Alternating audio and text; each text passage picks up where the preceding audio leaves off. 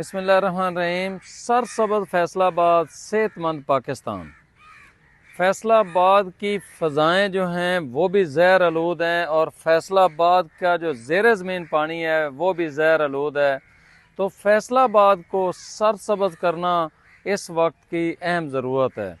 हम फैसलाबाद के अंदर सोमवार वाले दिन हज़ारों पौधों के शजरकारी के हवाले से उसका आगाज़ कर रहे हैं। आप सब दोस्तों से गुजारिश है कि हमारी इस मुहिम के अंदर शामिल हों।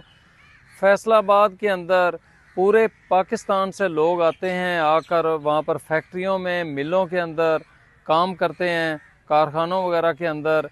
अगर फैसलाबाद के लोग सेहतमंद हो जाते हैं, फैसलाबाद ग्रीन हो जाता है, फैसलाबाद की फ़ज़ाएँ साफ़ हो जाती हैं, तो मैं समझता हूँ कि पूरे पाकिस्तान की जो नुमाइंदगी वहाँ पर काम कर रही है, अगर वो सेहतमंद हैं तो पाकिस्तान सेहतमंद है।